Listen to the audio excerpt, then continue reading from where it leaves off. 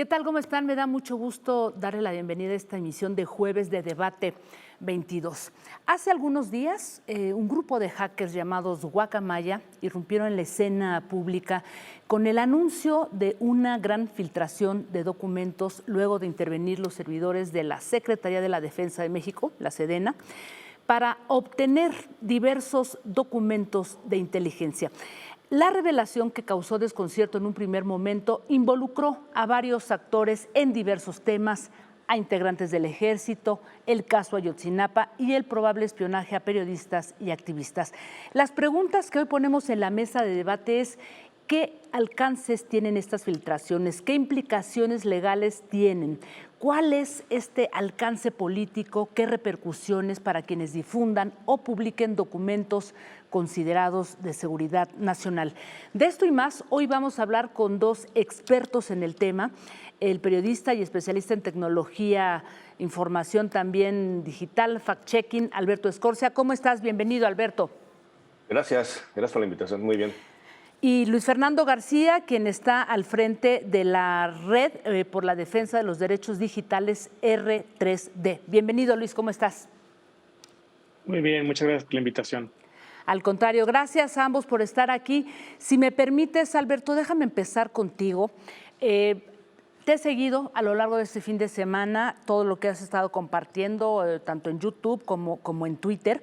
Y yo quisiera preguntarte, dado este seguimiento preciso que has hecho a este grupo de hackers Guacamaya, ¿quiénes son? ¿Qué lectura puedes obtener de ellos? Yo también me eché un clavado a todo lo que han compartido, este poema, un video, un manifiesto que debo de decir, me parece que es un manifiesto, dado los conceptos que ahí comparte, pues casi como un movimiento altermundista, ¿no? Digo, no sé, con toda la mesura posible, pero vamos, que todo lo que se plantea a nivel, digamos, de este grupo de hackers, pues creo que nos estarían ubicando pues con una postura bastante contundente. ¿Tú qué has visto por ahí, Alberto? Bien, pues para empezar, creo que es un grupo latinoamericanista, está defendiendo los recursos naturales de América Latina y tiene una inspiración ecoanarquista. Ellos también se definen como feministas, bueno, ellas se definen como feministas, y creo que se ha desatado como una ola de teorías de la conspiración, ¿no? Para saber quiénes son, pero creo que nadie se ha ido por lo más simple, ¿no? De que la aparición de estos grupos, que yo los llevo cubriendo desde hace 12 años, son el resultado, ¿no? De las consecuencias de la depredación del medio ambiente y de la falta de espacios de expresión política. Es decir, si un grupo de jóvenes sale a intervenir los servidores, no es la primera vez que pasa, ¿no? De la Sedena o de otros gobiernos, es porque están buscando una forma de intentar cambiar las cosas. No se trata de ningún acto delincuencial ni de ningún delito, sino que es un acto de rebeldía jacaranda. Yo creo que es la forma en que tenemos que interpretarlo. Es una actitud de un grupo, digamos, que está buscando encontrar una forma de participar, de actuar, y se nota mucho en su comunicado, ¿no? Que están pues intentando denunciar la depredación de los recursos naturales. Y por otro lado, ya unos amigos los habían entrevistado hace unos meses, entonces creo que eso ayudó un poco a atajar. Por eso decidí empezar a tuitear sobre ellos, porque dije que se están armando demasiadas teorías de la conspiración y solamente va a incrementar el riesgo de ellos, ¿no? Creo que en ese momento también hay que protegerlos, porque esas expresiones políticas, que lo son, creo que también tienen que deben de tener un espacio jacaranda, ¿no? Una expresión válida y por lo tanto no ilegal, Luis Fernando. Bueno, creo que el propio colectivo de la Guacamaya no le preocupa la legalidad o ilegalidad de sus acciones, y creo que así es el caso en muchos casos, muchas acciones de resistencia civil pacífica. Las personas rompen la ley históricamente muchas veces en la historia, a sabiendas de que están rompiendo la ley, pero con un objetivo político y una guía ética y de justicia. Entonces creo que independientemente de la legalidad o no legalidad de el ataque informático y la obtención de esta información, que es muy importante diferenciar el acceso a la información, digamos, el ataque informático y la obtención de esta información de la publicación de la información, que son dos cosas distintas. Que ahí, sobre el tema de la publicación, sin duda es un acto absolutamente legal que medios de comunicación, organizaciones que hacen investigación puedan publicar información de interés público, que yo creo que es del más alto interés público, dado que las Fuerzas Armadas primero tienen mucho poder, sobre todo en estos tiempos en donde han adquirido muchas tareas que normalmente constitucionalmente le corresponden a civiles, pero además que son una institución que predominantemente es bastante secreta, es bastante opaca y que sus actividades, muchas de ellas, son de interés público para la sociedad, por lo que la publicación de información de interés público, no toda hay información que hay que tener mucha responsabilidad en cómo se publica, etcétera, porque sí hay información que puede acarrear riesgos para personas específicas y riesgos para las instituciones que son legítimas, pero hay información de altísimo interés público que tenemos todas las personas derecho de saber y los periodistas todo el derecho de publicar. Claro, solamente antes de pasar a todo esto, bueno, que ustedes también han publicado, lo que también ha anunciado por ahí Alberto en sus redes. Luis Fernando, tocas un punto fundamental porque nos preguntábamos, dado el contenido de estas filtraciones, ¿no puede haber repercusiones entonces, digamos, para periodistas? ¿No podría entonces el gobierno llevar a cabo una investigación y por lo tanto una demanda? Desde mi punto de vista, sí, mientras tanto la información que sea publicada sea de interés público, sería absolutamente inconstitucional, violatorio de la libertad de expresión, el acarrear cualquier responsabilidad a cualquier persona, institución que difunda esta información. Sin duda es una actividad absolutamente protegida por el derecho a la libertad de expresión y que es exactamente, por ejemplo, la actividad que sí llevaba a cabo, por ejemplo, Wikileaks, que ha habido mucha confusión y se ha dicho que la guacamaya es como Wikileaks. La verdad es que no es cierto, es muy importante diferenciarlo en el sentido de que Wikileaks no hackeaba a nadie, Wikileaks difundía información. Probablemente si la guacamaya le hubiera filtrado esta información a Wikileaks, Wikileaks la hubiera publicado con mucha responsabilidad, como siempre lo hizo. Y de alguna manera, si en el país, creo que hay un consenso en México, uno de los pocos países de bastante apoyo a las actividades de Wikileaks y la injusticia del impresionamiento de Assange, creo que sería una incongruencia el tratar de imponer responsabilidades legales a los medios de comunicación y organizaciones que estamos publicando información obtenida mediante esta infiltración, ¿no? Esta filtración de documentos. De acuerdo. Alberto, dentro de las cosas que se han empezado a compartir, bueno, pues como en el caso de Luis Fernando, que forma parte de esta red R3D, Aristegui Noticias, Animal Político, en fin, todo este conglomerado de medios que publicaron una serie de cuestiones vinculadas al ejército. Hay muchas otras más y tú decías que era muy importante tomar en cuenta que no solamente tenía que ver con filtraciones de este gobierno, sino que vienen incluso documentos desde el gobierno de Felipe Calderón, Enrique Peña Nieto, y tú decías que pues ahí vienen cosas muy complicadas. ¿Qué es lo que tú, a partir del acceso que ya tuviste aparte de estos documentos, has indagado por ahí? Bueno, creo que hay tres cosas que me preocupan mucho. Uno es el tema de la infraestructura nacional, el tema de los oleoductos, los gasoductos, las instalaciones eléctricas, porque aunque viene, digamos, fragmentada, quien tenga la paciencia de juntar esos pedacitos va a saber exactamente bien cómo funciona la seguridad de esas instalaciones estratégicas, porque viene todo el cambio de personal, la rotación de turnos, las deficiencias, qué falta por hacer, los puntos más vulnerables y desde ya pues esos instrumentos de seguridad tendrían que haber cambiado. El segundo es digamos, el mecanismo de seguridad del presidente. Está vulnerado totalmente. Se sabe los vehículos, los horarios, las rutinas, qué hace la familia del presidente. Creo que eso también ya tendría que haber cambiado la forma de protegerlo.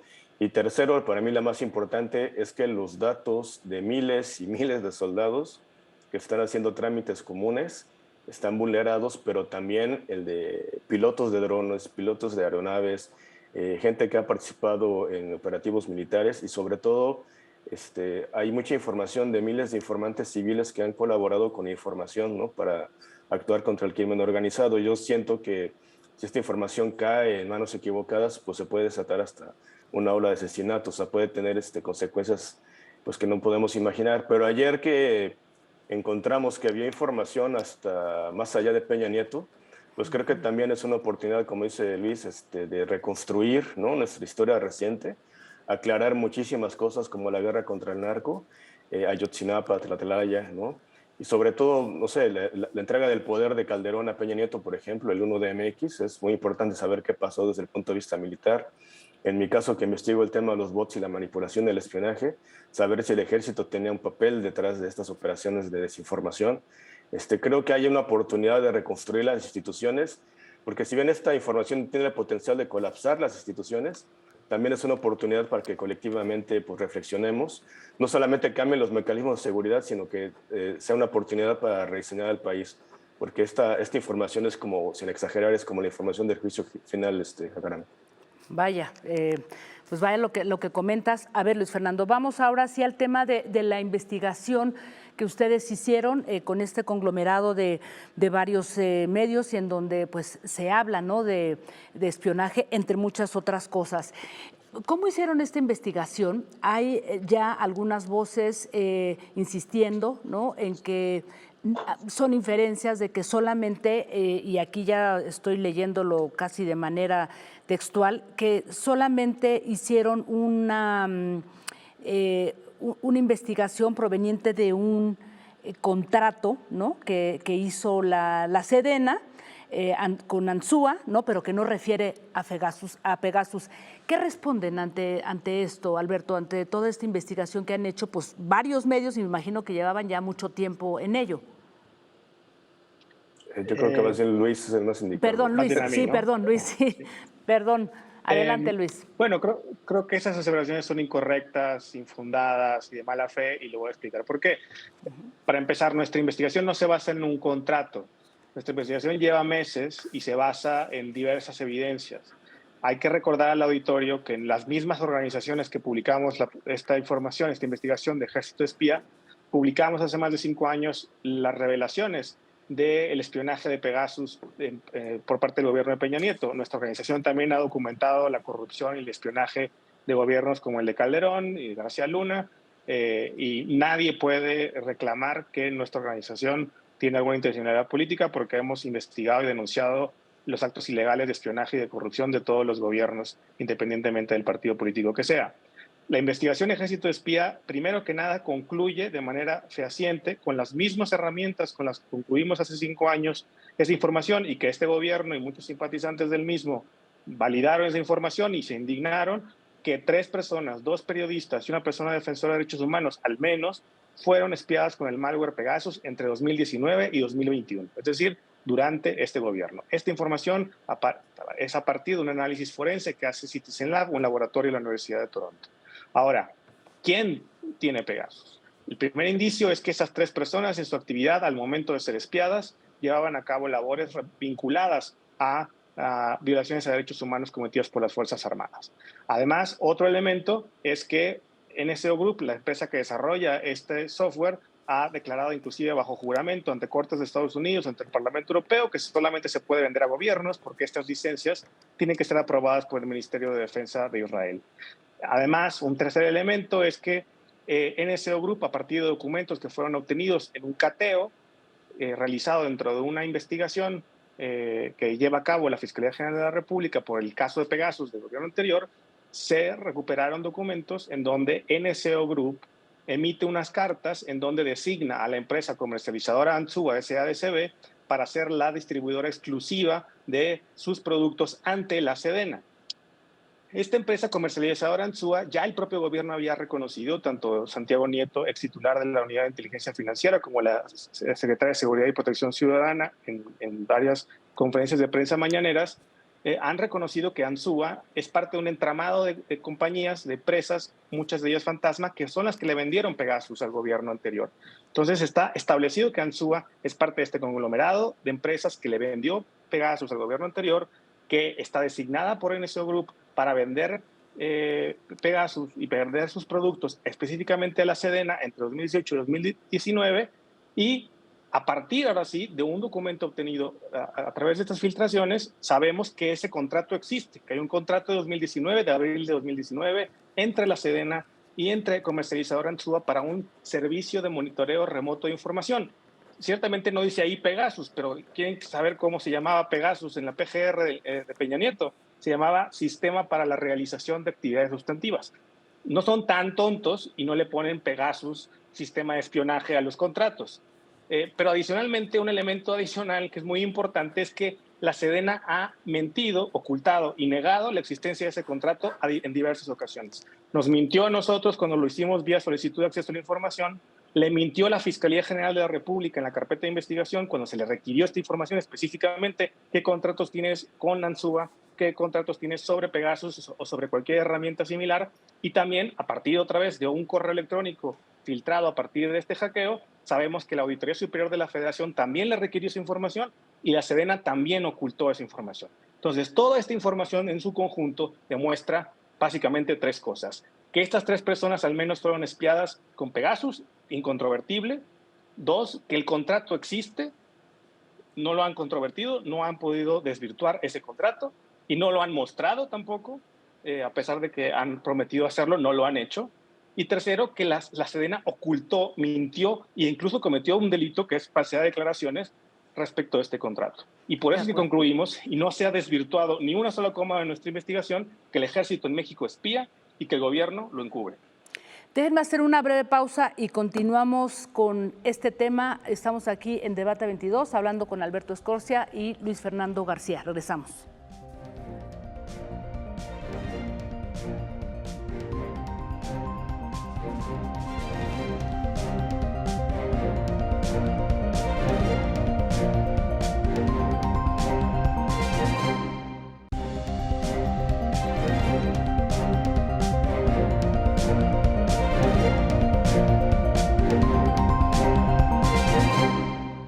Regresamos aquí a Debate 22, pues estamos hablando sobre la irrupción de los hackers Guacamaya y todas las filtraciones pues, que han venido en estos días. Alberto, dentro de las cosas que has compartido, insistido durante días pasados a partir de estas filtraciones, es, tú dices, un llamado a que esto sea utilizado de la manera más responsable, como lo decías hace un momento, que prevalezca el interés público e incluso ya tú, junto con otros periodistas, han estado insistiendo en que esta responsabilidad implica no estar compartiendo, digamos que documentos. A mí ya me pasó envíos por WhatsApp, porque eso puede tener riesgos incluso de infectar tus propias computadoras. ¿Cómo se trabaja en un momento en el que pues, la curiosidad es tanta, ¿no? Frente a este interés público, Alberto? Bien, es que creo que todavía no se alcanza a dimensionar, bueno, se va descubriendo poco a poco, pero no se alcanza a dimensionar la importancia, ¿no? de esos documentos y de todo lo que viene ahí. Y va a pasar muchísimo tiempo para entenderlo también, porque es imposible revisar toda la información que ven ahí brevemente. Creo que hay una razón por la cual se recomienda no estarse compartiendo esos archivos. Es que al revisar los documentos hay muchas advertencias de que los archivos están infectados, algunos correos, ¿no? Entonces, si alguien lo descarga sin el debido cuidado, sin el debido conocimiento, puede ser que se infecte su equipo y ayude a infectar a los demás. No sabemos qué clase de código malicioso tengan esos correos, pero ahí viene la advertencia en cada uno de esos correos y abundan esos correos en todo digamos que en toda la filtración.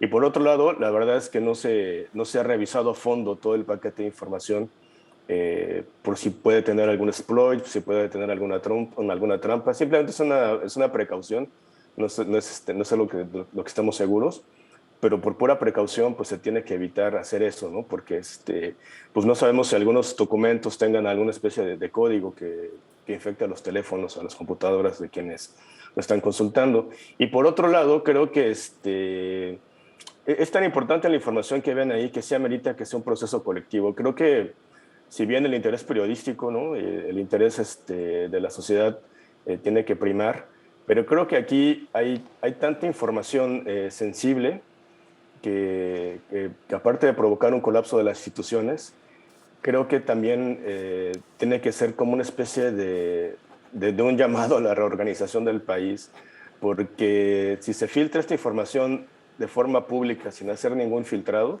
sin hacer ningún sesgo, creo que sí va a poner no solamente en riesgo a muchas personas, sino que va a causar una desestabilización del país completa, ¿no? Y eso me gusta decirlo porque yo siempre he querido como acceder, ¿no? a los secretos de lo que pasó en el pasado, perdón, pero creo que en esta ocasión, por encima de la curiosidad, de la exclusiva y de la propia búsqueda de justicia, creo que debe primar el sentido común, Jacaranda, porque hay demasiada información que no solamente puede provocar un baño de sangre, no estoy exagerando, creo que aquí tiene que reinar la prudencia y tiene que también reinar la colaboración entre todos los que tengan acceso, porque van a faltar manos para poder procesar la información. O sea, un ejemplo es las fechas, ¿no? O sea, al principio muchos medios pensaban que era hasta 2016, pero ya buscando bien y analizando bien los archivos, la información, eso es de 3 sexenios, ¿no? Entonces creo que aquí amerita un esfuerzo de colaboración, como en Colombia hubo en algún momento en que todos los medios se unieron. Creo que en esta ocasión investigadores, activistas, la sociedad civil, los medios de comunicación tienen que unirse en un esfuerzo de memoria histórica, de justicia, y creo que hay que esperar, hay que ser prudentes con toda esta información, Jacaranda. De acuerdo. Luis Fernando, justamente lo que ustedes hicieron, esta investigación colaborativa, se había dado hace algunos meses, en marzo, por ejemplo, en Guatemala, Forbidden Stories hizo también de parte de estos documentos que compartieron los Guacamaya, toda una investigación y una denuncia contra una minera, porque eso es lo que plantea este colectivo, ¿no? Que es un colectivo que va contra proyectos extractivistas, mineros, petroleros y todas las fuerzas, digamos que de represión. Entonces, yo te pediría, en aras de precisar, ya que tú dices que llevaban varios meses en esta investigación, ¿cómo fue? ¿Ustedes ya tenían idea de que esto estaba ocurriendo? ¿Llegaron las filtraciones y eso de alguna manera conectó todas estas digamos, hipótesis o esta investigación que venían haciendo? ¿O cómo fue, Luis Fernando? Sí, es correcto. Como mencionaba, nuestras organizaciones llevamos investigando herramientas de vigilancia y el abuso del espionaje por muchos años. Hemos publicado mucha información sobre el espionaje con Pegasus y con otras herramientas en muchos gobiernos.